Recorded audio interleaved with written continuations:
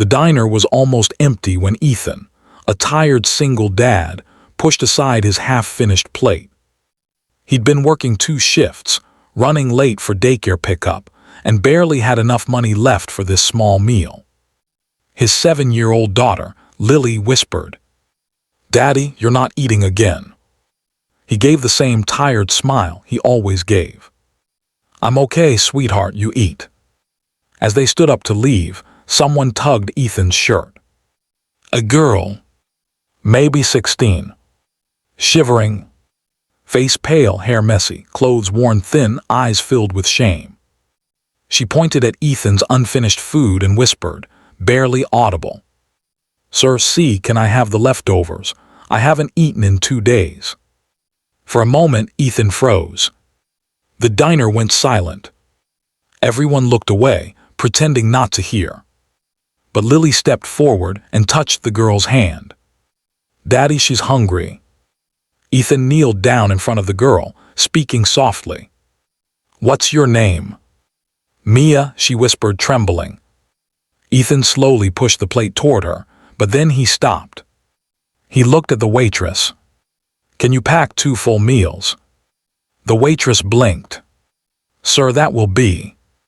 Ethan pulled out the last bills he had. Money meant for bus fare. Money meant for groceries. He put all of it on the counter. The waitress packed the food quietly, wiping her eyes. Mia stared at him, confused. Why would you do that for me?"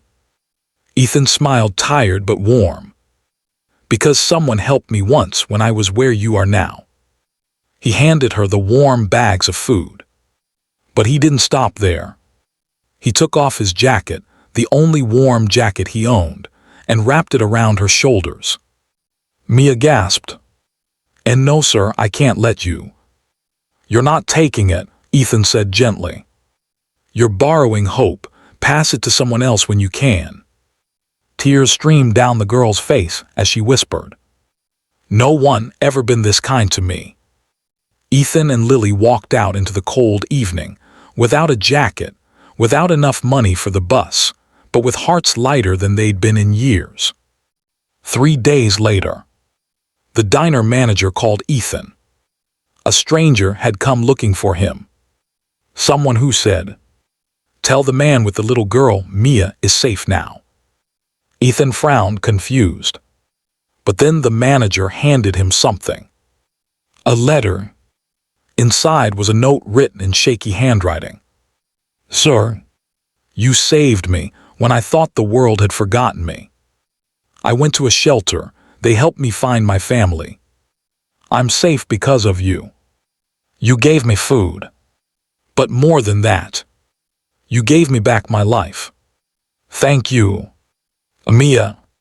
Ethan folded the letter, eyes wet. Lily hugged him tight. "Daddy, you're a hero." He shook his head softly. "No, sweetheart, I'm just someone who remembered what kindness felt like." And from that day on, whenever life got hard, Ethan would read Mia's letter and remind himself. One small act of kindness can save a life, even when you least expect it. Here is the full extended continuation, turning the story into a complete, emotional 15-20-minute narration, with deeper scenes, twists, and a powerful ending. Continuation of the story. That night after the diner incident, Ethan walked home in the cold, holding Lily's hand tightly. He tried not to shiver from the wind cutting through his thin shirt, but Lily noticed anyway. "Daddy, you gave her your jacket." He smiled gently. "She needed it more than me." Lily didn't argue. She just tucked her small coat around his arm and whispered, "Maybe God will give you a warmer one." Ethan's chest tightened. He didn't know how to explain that they barely had enough money for rent next week. But he didn't want to worry his daughter. Chapter 2: The Letter That Changed Everything. 3 days later, he received Mia's letter in the diner. But what the manager said next shocked him. There was a man with her, well-dressed, looked important. Ethan frowned. Who was he? The manager shrugged. No idea, but he left this too. It was an envelope. Ethan hesitated before opening it. Inside was a small card. Mr. Carter, your kindness has not gone unnoticed. Expect a call tomorrow. J. Whitford. Ethan blinked. He didn't know any Whitford. He thought it must be a mistake. He stuffed the card in his pocket and walked home. But destiny was already working. Chapter 3. A call he never expected. The next morning, Ethan's old phone buzzed. Unknown number. He answered nervously. Mr. Carter. Yes. This is James Whitford, CEO of Whitford & Co. Ethan nearly dropped the phone. Whitford & Co. One of the biggest companies in the state. I heard about what you did for the young girl, Mia. Ethan swallowed.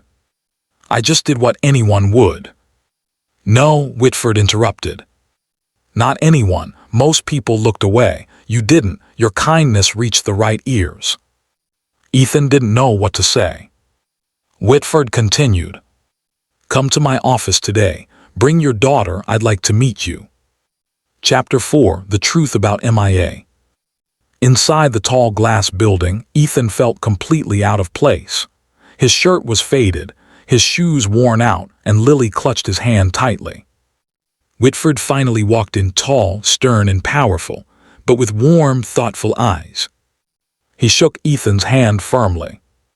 I owe you more than you know. Ethan blinked. Sir, I don't understand. Whitford took a deep breath. Mia, she's my daughter. Ethan froze. Your daughter. Whitford nodded slowly.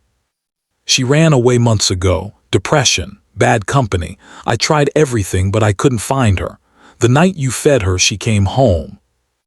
Lily gasped softly. Ethan felt his throat tighten. Whitford continued. She told me about the man who gave away his only jacket and his only money, and told her she still had worth. The room fell silent. Then Whitford leaned forward. Chapter 5. A Life Changing Offer. Mr. Carter, I want to help you. Ethan shook his head. Sir, I didn't do it for a reward. Whitford smiled. I know, that's why you deserve one. He placed a file on the table. A job offer. Full-time. Double his current pay. Medical. Housing assistance. Ethan stared in disbelief. His voice cracked.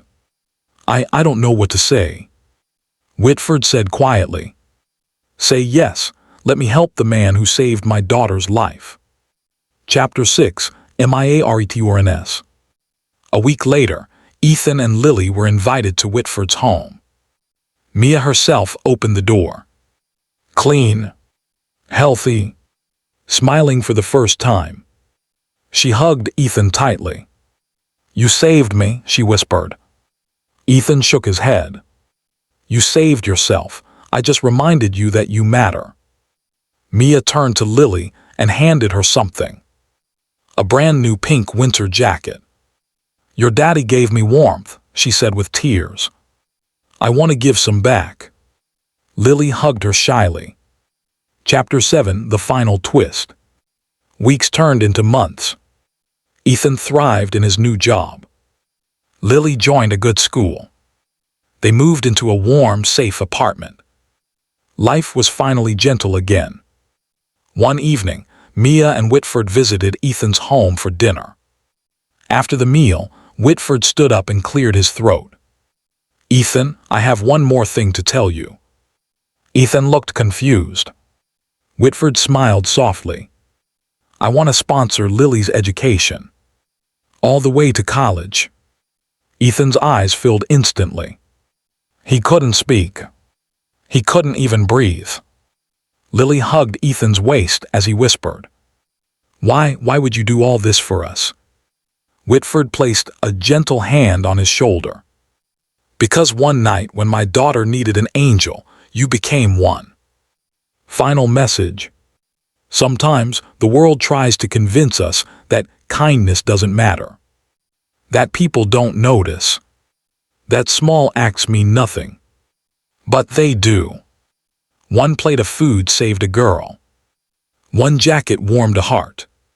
One act of kindness changed 3 lives forever.